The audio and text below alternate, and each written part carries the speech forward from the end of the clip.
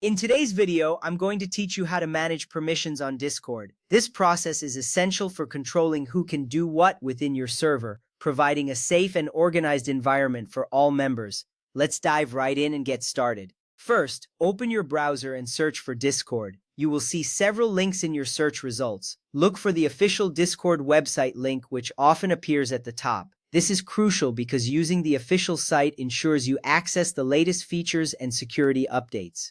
Once you find the link, click on it to proceed. You will notice a clean interface with various options available to you. This step sets the foundation for everything you will do next. Next, click the correct link and log in if prompted. If you are already logged in, you will be directed straight to your Discord dashboard. If not, input your username and password. Ensure that your credentials are entered correctly to avoid any access issues. Logging in gives you the ability to manage your servers and roles effectively. Once logged in, you will be ready to navigate to your server settings. Now, click your server name in the top left corner. This action will open a drop-down menu specific to your server. Your server name is usually highlighted in bold, making it easy to find. It's important to select the correct server, especially if you are a member of multiple servers. This ensures that any changes you make will apply to the right environment. You will see the options you need next. From there, select Server Settings from the drop-down menu. This option is typically in the middle of the list.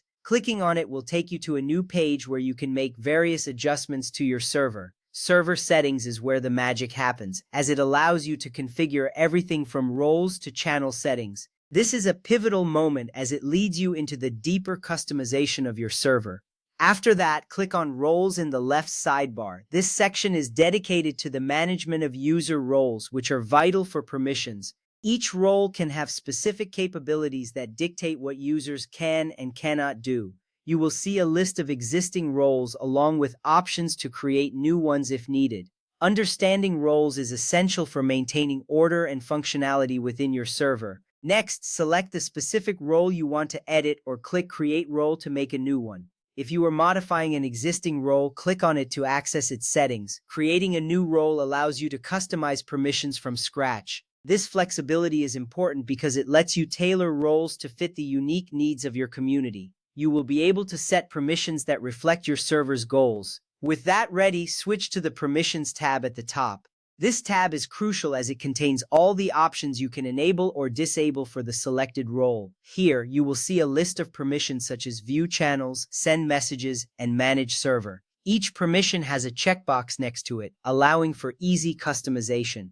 Understanding these permissions is key to creating a structured and well-functioning server environment. Now, toggle permissions on or off, such as View Channels, Send Messages, and Manage Server. Click the checkboxes to enable or disable specific actions for the selected role.